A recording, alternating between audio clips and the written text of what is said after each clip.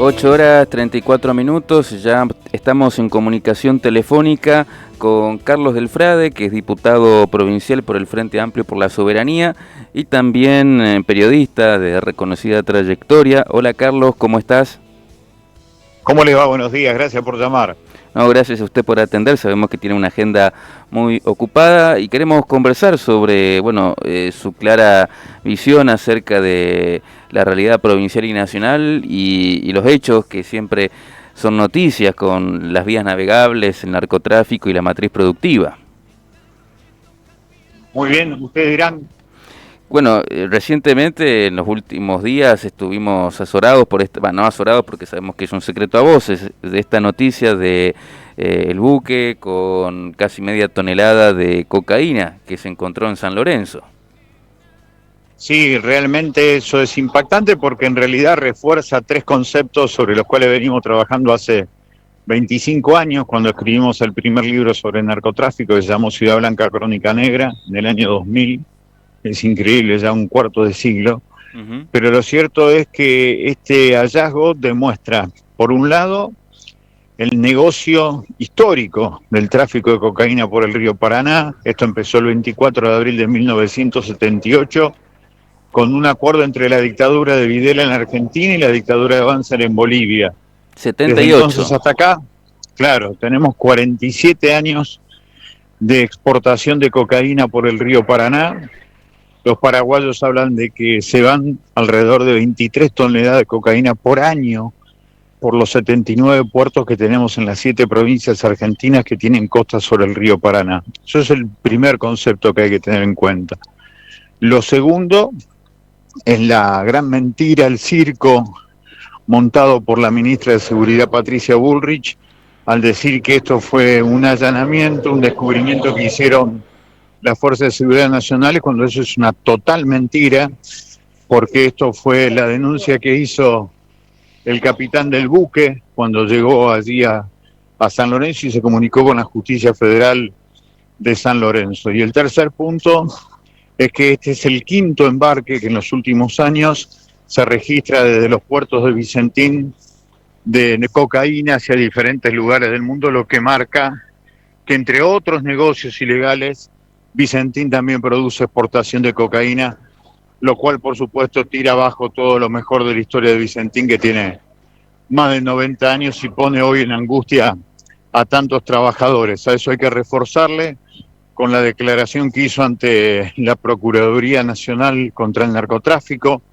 el cocinero de esta tripulación filipina de 21 integrantes, que confesó que efectivamente una organización se contactó con él para meter la primera parte de la cocaína en Montevideo y la segunda parte lo hacían ahí, en el puerto de Vicentín, y diciéndole que se quede tranquilo, porque habitualmente esto se hacía entre 2 y 3 veces por mes desde el puerto de Vicentín en San Lorenzo, lo que marca la imprescindible necesidad que acá en la legislatura de la provincia venga de una buena vez la gente de prefectura y la aduana de San Lorenzo para explicar qué es lo que está pasando allí.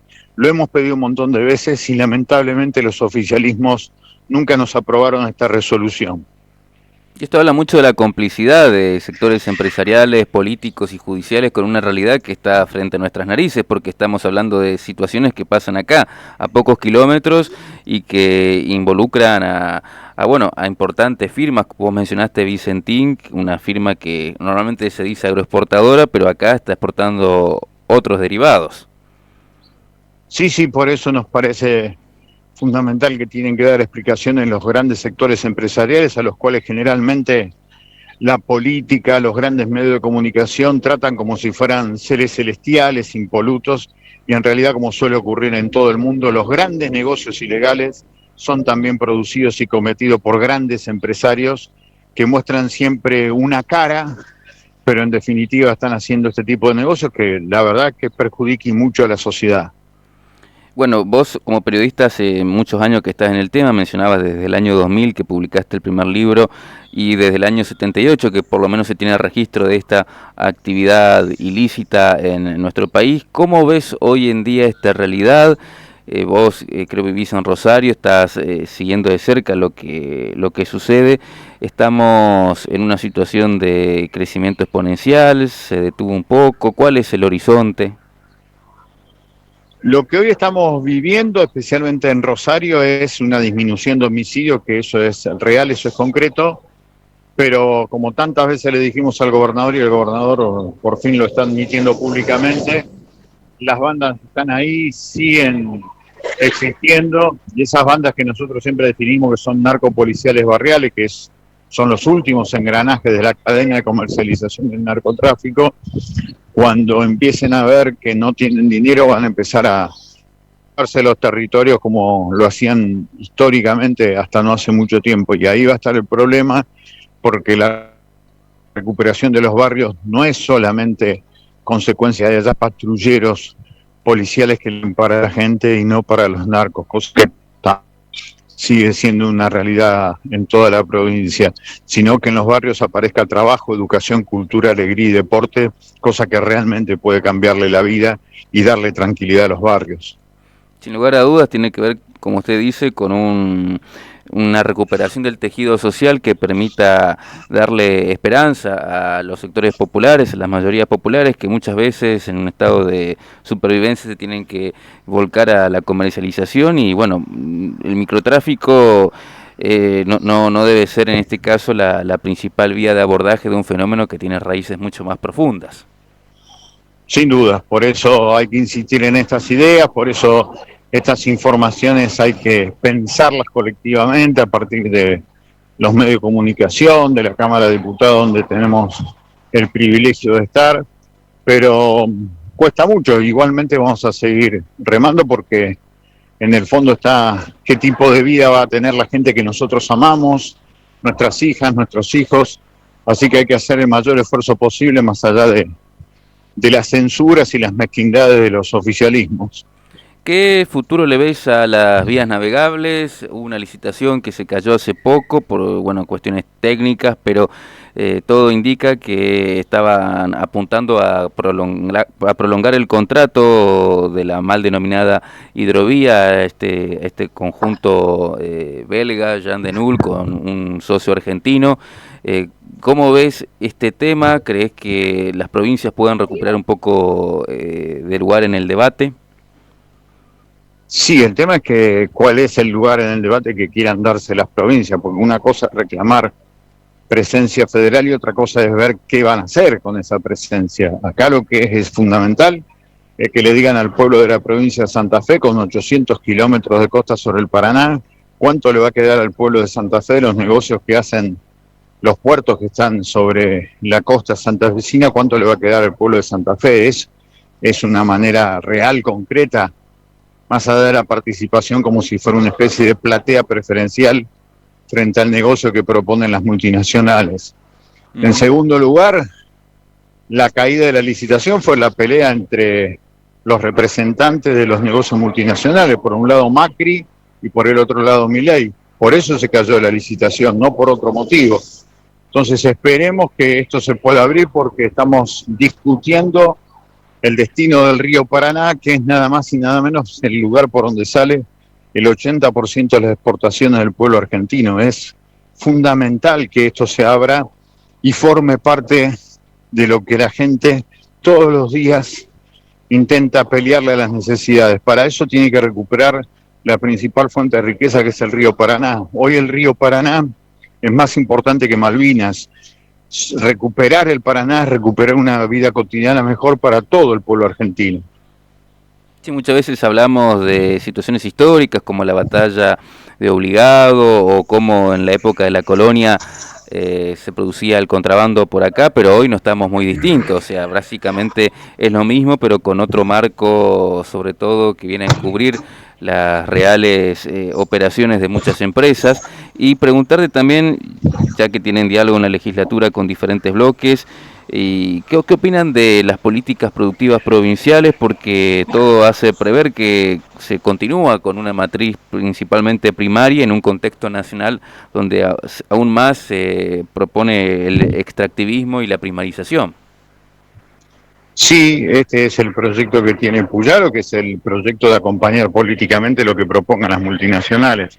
Es un problema, Santa Fe tiene una matriz muy diversificada que habría que alentar en todos lados, es muy difícil sin un banco provincial, es muy difícil sin una política crediticia a favor de las distintas identidades productivas que se dan en los 19 departamentos de la provincia, pero ese tiene que ser un debate que tiene que llegar a que nuestro pueblo vote de una manera diferente, porque además si nuestro pueblo decide no ir a votar, peor se consolida la matriz del sufrimiento que supuestamente genera ese rechazo a todas las políticas. Así que todo va a depender de cómo se exprese electoralmente nuestro pueblo y en forma simultánea cómo seamos capaces nosotros de construir una herramienta que genere la atracción por lo menos de la gente para salir de este atolladero.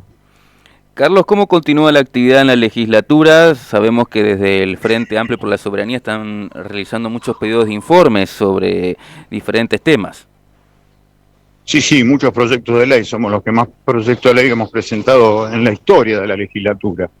Y en función de eso vamos a seguir trabajando para tratar de generar trabajo para la mayoría del pueblo santafesino y una presencia más activa de parte del Estado santafesino ante tantas necesidades en una provincia riquísima, pero que cada vez tiene más pobres. Y también preguntarte si en octubre vas a estar participando en las elecciones nacionales. Esa es la idea que tiene la mesa, por lo menos del Frente Amplio por la Soberanía.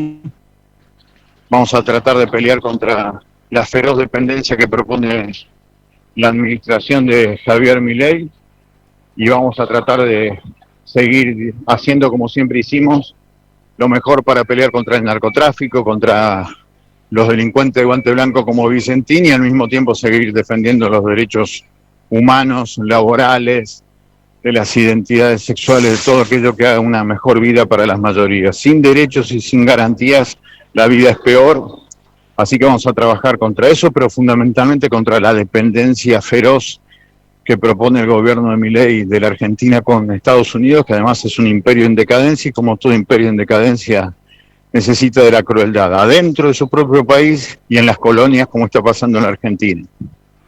Y un poco para ir cerrando, no quiero abusar de tu tiempo, ¿qué le dirías a los vecinos, al ciudadano de a pie que obviamente vive atormentado por los desafíos cotidianos y que por ahí estos temas le resultan muchas veces macro, lejanos, pero que impactan de lleno en la vida cotidiana?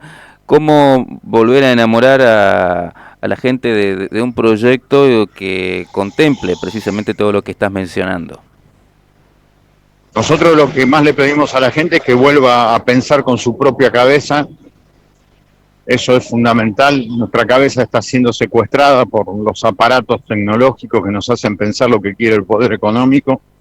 Hay que dejar ser zombies políticos, hay que involucrarse, es la única manera de transformar la realidad. Así que soberanía de la cabeza y humanismo beligerante, protagonizar para pelear por los que amamos, porque si no, le vamos a dejar un mundo peor que el que tenemos. Así que bueno, muchas gracias Carlos por el contacto, muy amable de su parte y a disposición para seguir conversando cuando usted lo desee. Un abrazo grande. Ahí escuchábamos a Carlos Delfrade, diputado provincial por el Frente Amplio por la Soberanía.